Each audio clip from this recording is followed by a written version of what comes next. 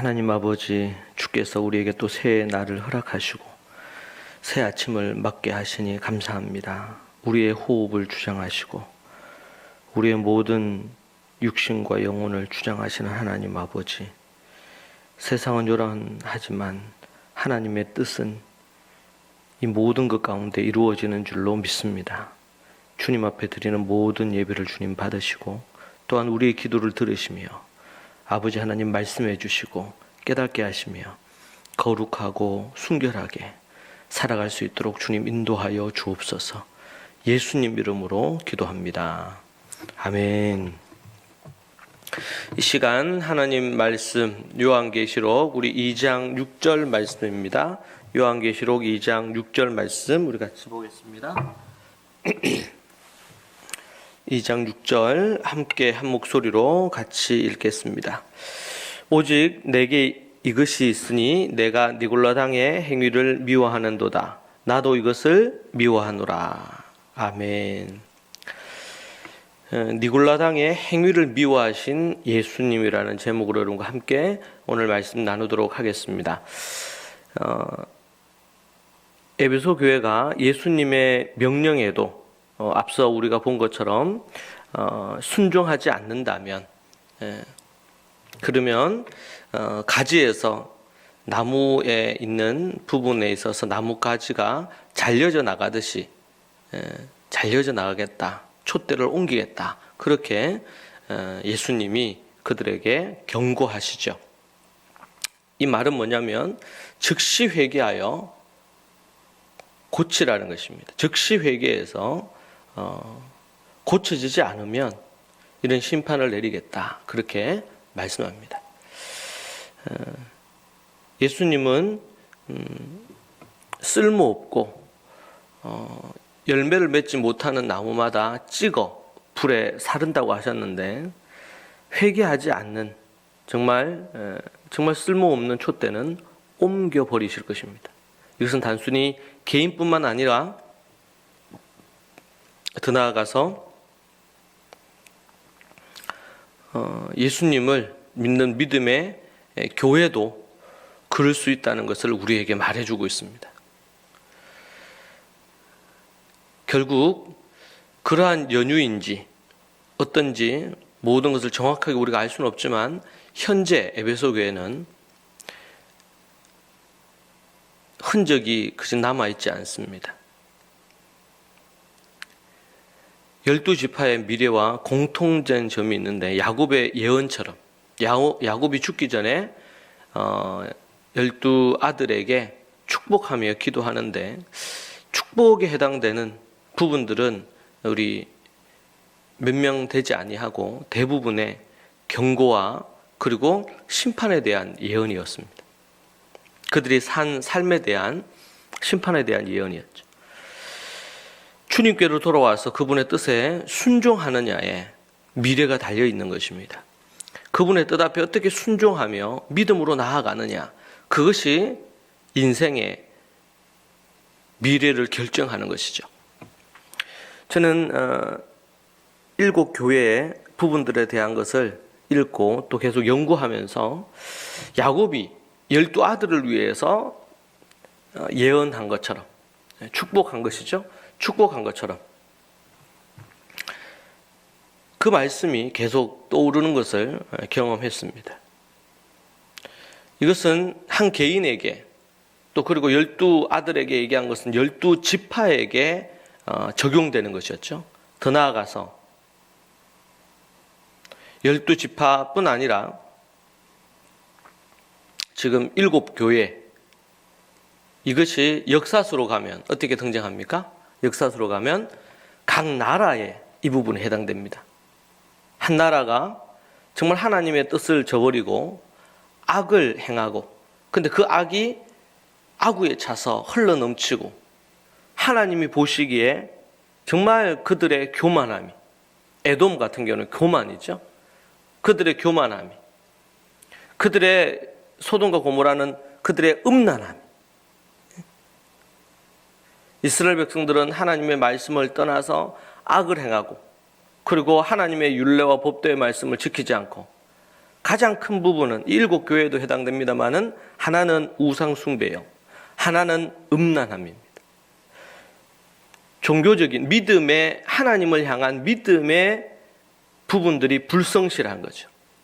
하나님의 절기도 지키지 않고 하나님의 안식일도 지키지 않고 하나님 앞에 정직한 11조와 예배를 드리지 않고, 이런 종교적인 부분. 또 하나는 뭡니까? 영적인 음행과 더불어 육적인 음행입니다. 음란함. 음란함. 육체적인 음란함. 또 더 나아가서 영적인 음란함. 이 음란함이라는 것은 단순히 음란한 성적인 범죄뿐만 아니라 부모님에게 불효, 효를 행하지 않는 것부터 시작해서 다 해당이 될 것입니다. 살인하고 간음하고 도둑질하고 약한 자들을 압제하고 저들의 것을 약탈하고 그렇게 하는 모든 것들, 윤리나 도덕적인 모든 행위입니다. 그래서 사도 바울은 디모데전서 1장 19절에 보면 믿음과 착한 양심을 가지라 이렇게 표현하죠. 믿음과 착한 양심을 가지라. 어떤 이들은 이 양심을 버렸고 그 믿음에 관하여서는 파선했다. 믿음과 착한 양심을 가지라. 너무나 중요한 말씀이에요. 오늘도 말씀에 우리 7교회를 보면 그들의 심판받은 공통점이 있어요.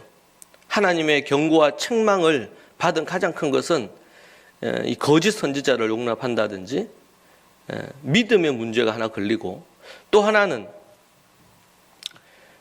음란함 때문에 그렇습니다. 음란함. 음행을 저지른 것이죠. 그리고 악을 행한 것. 제가 이 역사서 열왕기상하, 역대상하를 읽으면서 매우 이렇게 좀 귀한 깨달음이 왔던 것 중에 하나는 뭐냐면, 그 왕들이 있는데 그 왕들이 정말 하나님 앞에 올바로 다윗의 그 길로 가지 않고 정말 잘못된 길로 가잖아요. 근데 그게 보면 어떤 한 왕은 이런 부분이 있어요. 자기를 왕으로 세워준 그런 이제 제사장이 있겠죠, 선지자 있는데, 그 제사장을 나중에 자기가 이제 왕이 되기 전에는 그 제사장의 그런 지지가 필요했죠. 근데 왕이 되고 나서 얼마 지나지 않아서 그 이제 제사장이 하나님의 뜻을 받들어서 왕에게 하나님의 뜻을 명합니다. 그리고 권면합니다. 그러니까 그것이 자기의 뜻과 맞지 않아요. 그래서 어떻게 하냐면 그 제사장을 죽여버립니다. 그리고 자기가 이제 왕이 되고 자기 동생들이 있는데 성경에 보면 착한 동생들이라 그래요. 근데 그 착한 동생들을 자기가 왕이 되자마자 다 죽여버려요.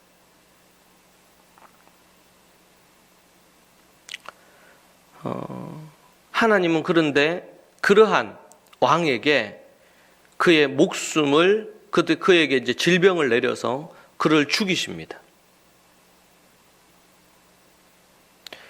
착한 동생에게 행한, 이거는 윤리적으로 도덕적으로 합당하지 않죠. 이 침례 요한은 그 왕이 동생의 아내를 취하는 것으로 인해서 거기에 대해서 잘못됐다고 얘기했습니다. 그런데 그것 때문에 결국에는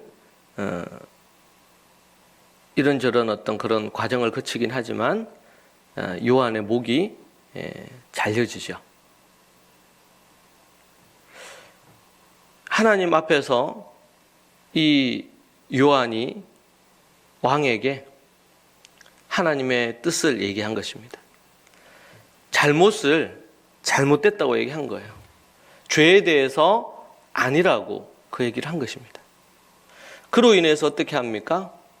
그 얘기가 듣기 싫었던 왕은, 아니면은 그 일과 연루된 사람들은 어떻게든 그를 죽이려고 하는 거죠. 끝내는 그를 죽였습니다. 그런데 하나님이 그것을 다 보신 것입니다. 나중에 그 결정을 한 왕과 관련된 사람들이 다 비참하게 인생을 마감합니다. 그리고 영원한 지옥불에 떨어지게 되는 것이죠.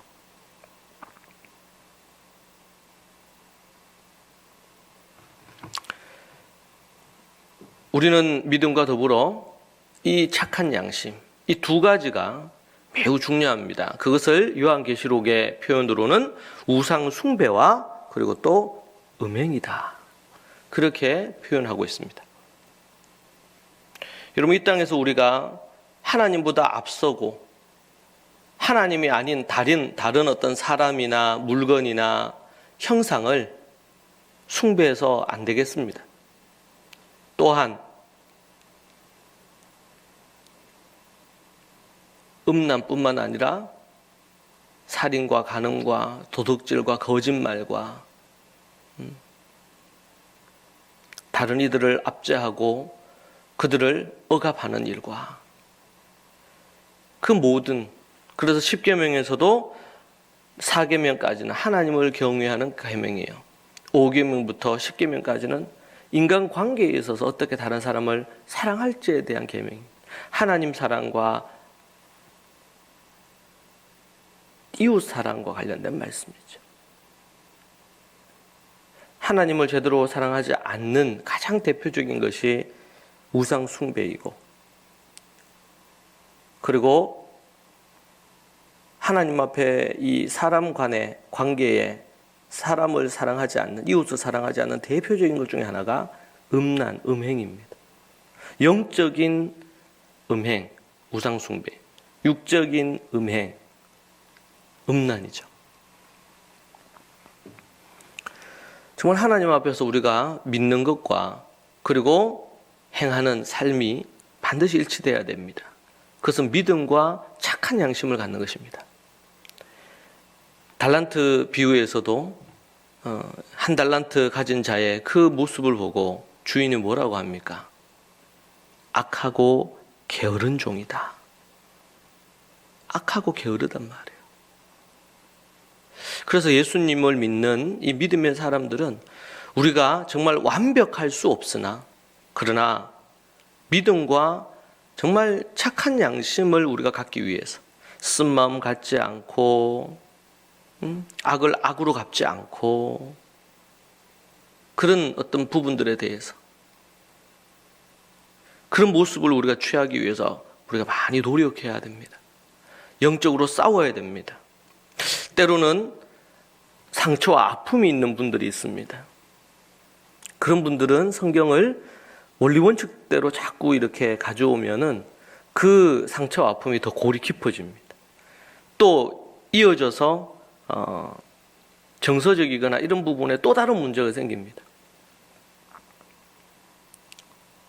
하나님 앞에 또 아니면은 그 부분에 대해서 조언하고 상담할 수 있는 부분을 통해서 정말 그 사람에게 그 아픔과 상처가 하나님의 방법대로 치유되고 회복되는 일련의 과정을 거치면서 진정한, 저는 그런 부분에서 요셉이 형들을 만났을 때 그냥 다 모든 걸 다 용서했다는 전제를 갖고 그냥 형들을 웰컴하면서 받아들이지 않았죠.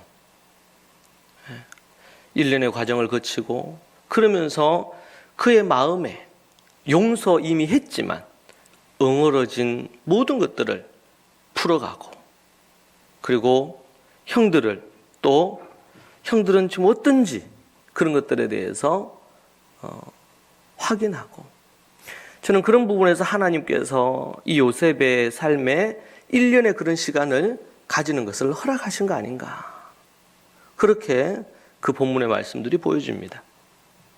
우리는 때로 너무 원칙적으로 하나님 이렇게 하라고 했으니까 그런 부분에 대한 얘기를 합니다.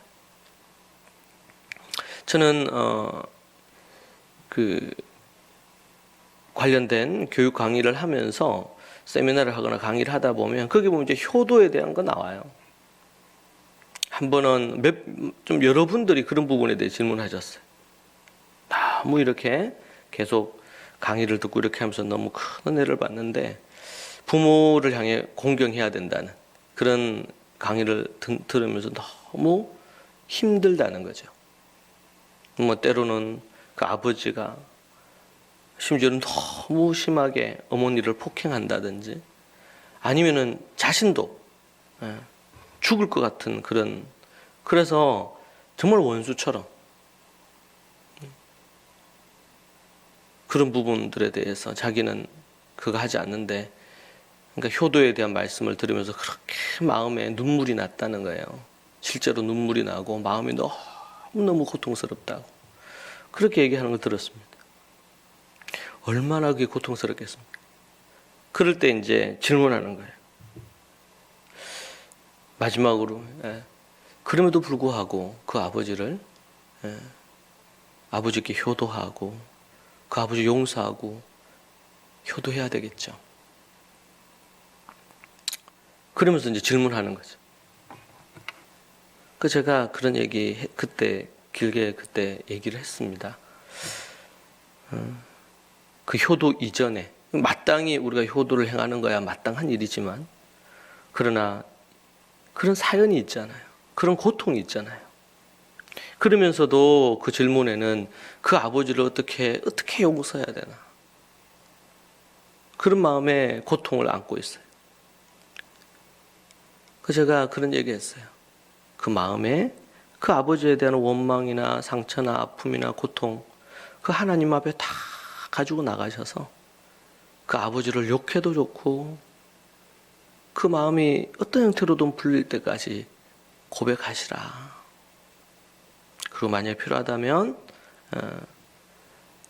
교회 목사님과 그 부분과 관련해서 깊이 상담하시고 그리고 하나님은 그 마음을 아신다.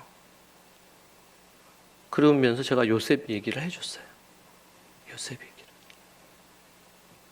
우리는 다른 사람이 겪은 이런저런 많은 고통을 우리가 쉽게 난도질하거나 판단하는 경향이 있습니다. 결코 그렇게 해서는 안 되겠죠. 하나님께서 그리고 또 성경에 우리에게 주어져 있는 이 원리들 아니면 또 원칙들이 있습니다. 그런데 여러분 성경을 그냥 이렇게 그 탈기식으로 그냥 이렇게 보다 보면 이런 원리 원칙들만 보일 수 있는데 그러나 성경에 수많은 스토리가 있고 또 어떤 부분은 그 원리를 깨트리면서 말씀하시는 성경 말씀 또 스토리 예수님의 말씀들이 있습니다. 그 예수님의 말씀 때문에 예를 들면 세리와 창녀들의 친구가 되신 것 이것은 파격적인 부분이지요. 원리 원칙을 벗어나는 것입니다. 우리는 그 행간의 의미를 이해할 필요가 있고 또 깊은 연구를 통해서 우리가 양보할 수 없는 것과 양보해야 될 것 때로는 요셉의 이야기처럼 시간이 필요로 하는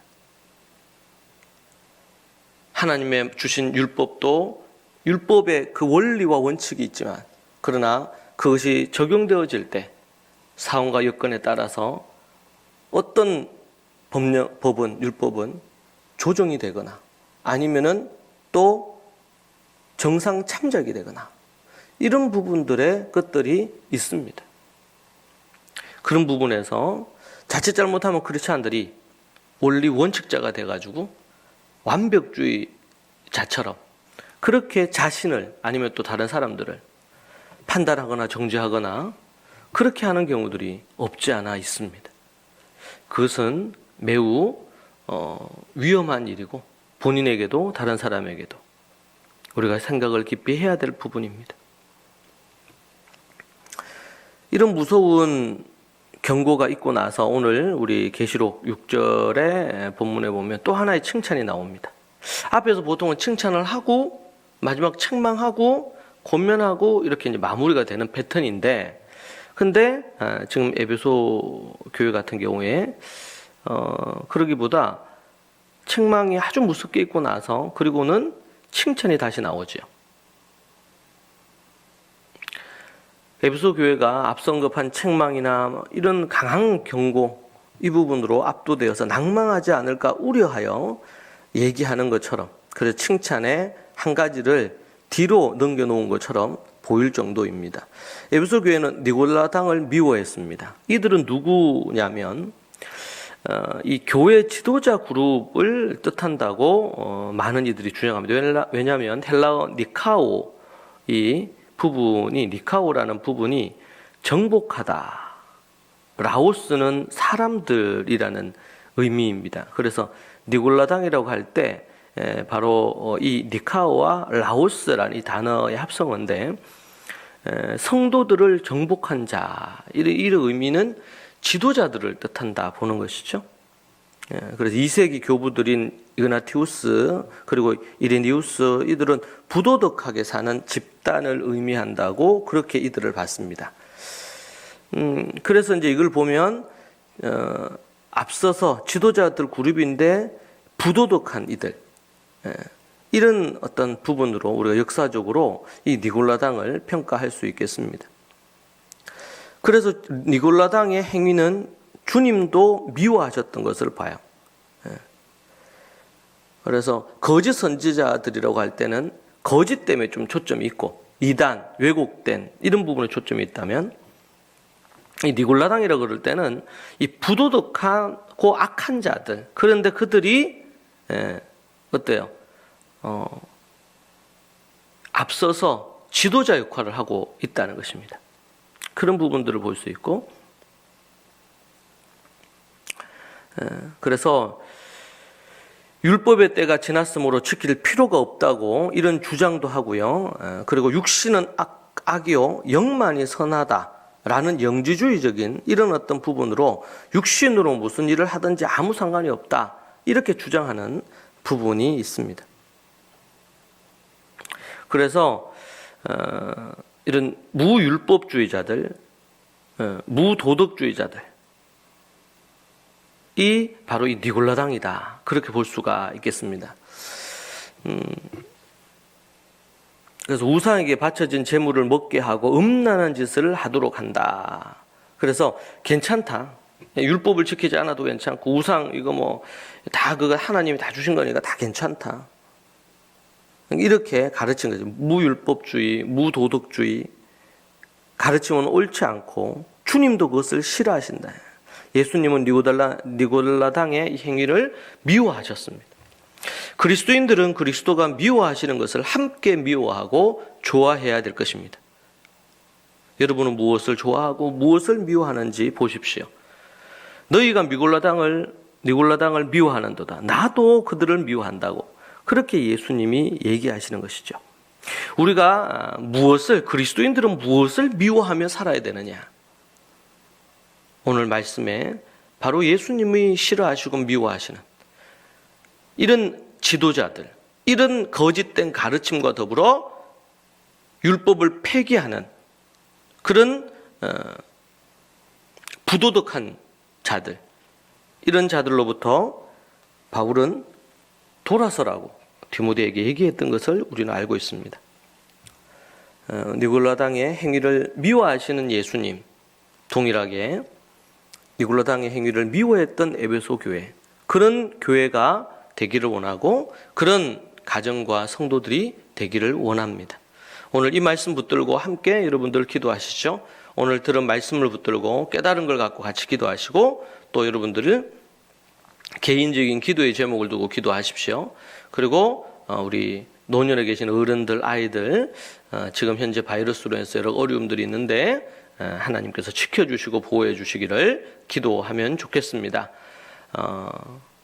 서로를 위해 또 중보하여 기도하시기 바랍니다. 이 시간 함께 하나님 앞에 우리 기도하도록 하겠습니다. 기도하십시다. 주여.